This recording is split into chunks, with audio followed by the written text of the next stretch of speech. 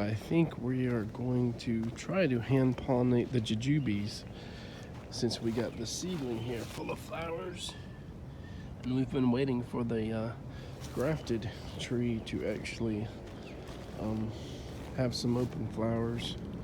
Don't have many, but there are some hiding there. Don't know if you could see that because I was on the ground, putting the camera way in the air there. So this seedling that, died from like 20 foot up and then came up about 4 or 6 foot and has some new growth coming probably slowly up the trunk, but this guy has never bloomed at the same time as these guys. But it is so fertile, this specific one, it freezes before they ripen. So it's not like a super cold hardy specimen. Got some nasty thorns on it. And you see the thorns are down, they kind of hook downwards. Some of them are straight, but most of them have that downward hook, and they have like these whippy limbs. You do not want to get caught in these limbs when you're mowing or anything or walking under it.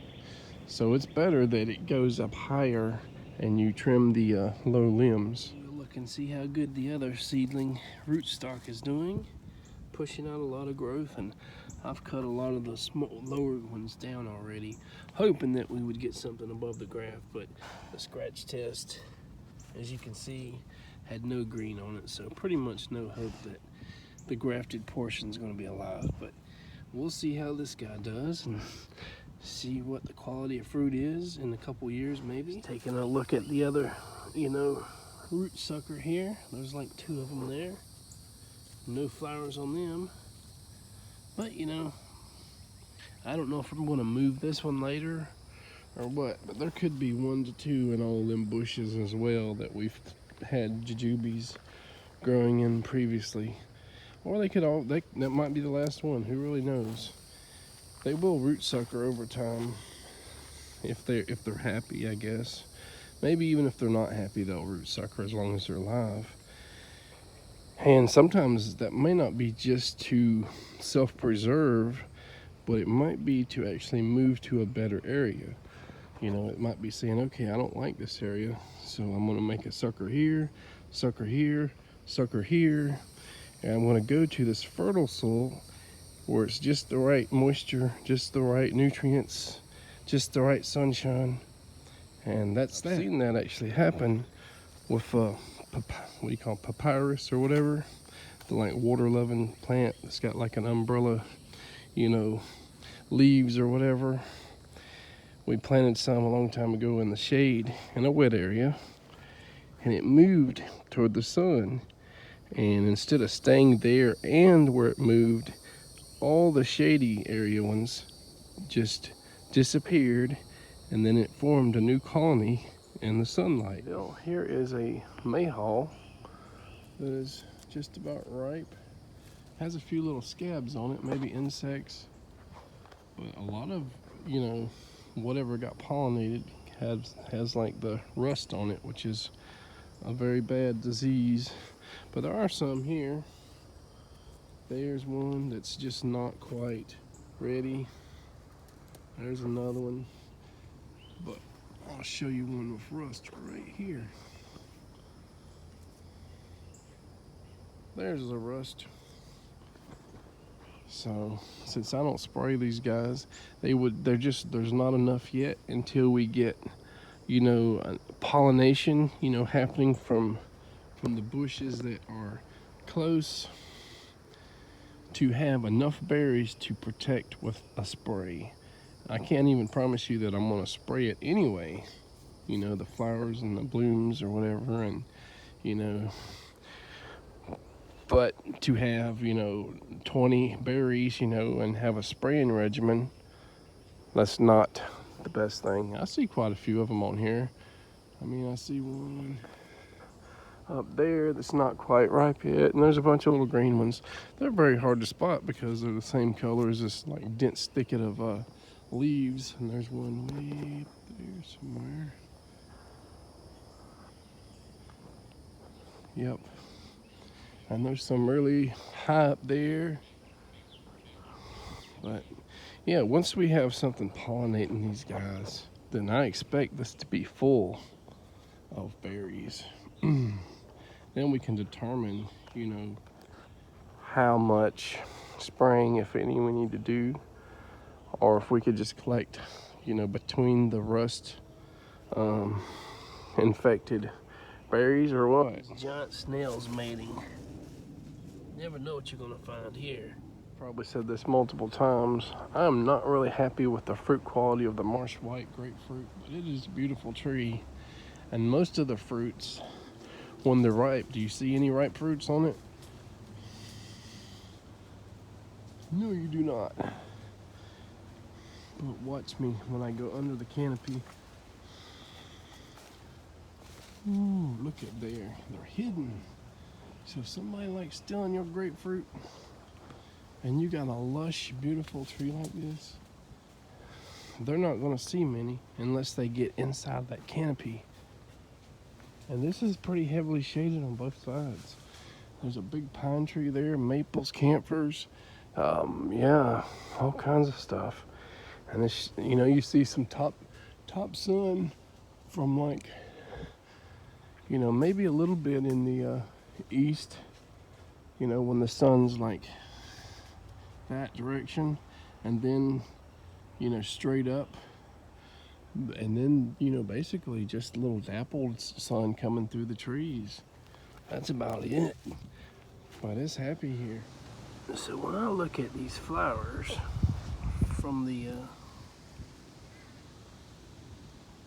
jujubes, I really don't see any pollen.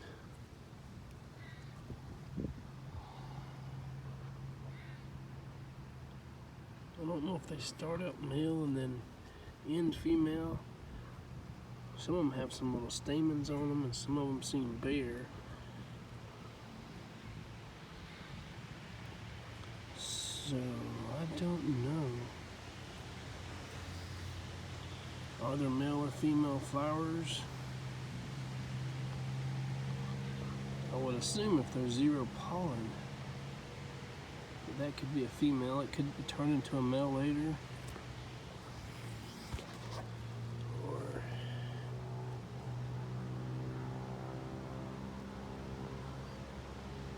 it's not wanting to focus in.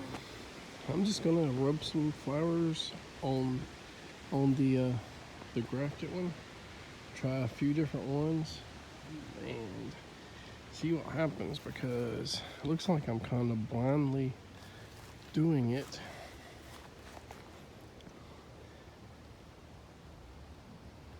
I don't know. There's no way I could film this tedious process because the flowers are so tiny. So all I did was dap, like 4 or 5 flowers on these flowers, up here. And I dropped a couple directly on the flower, flowers on flowers when I was done, and see if they get some pollination that way. I think the ants are one of the possible pollinators for this plant versus like honeybees. We'll see if we actually get our first jujube fruit from this. Unless I knew more what I was doing, I don't hold out much hope, but let's see if we did anything. We're going to do a light fertilization today on a few things, and hopefully not going to use this whole bag. Hopefully maybe half or less. So it's probably 15 plus pounds in there. But if we use it or most of it, we'll probably have to buy more next month. Another day, another baby racer. Can't see if I even have it in the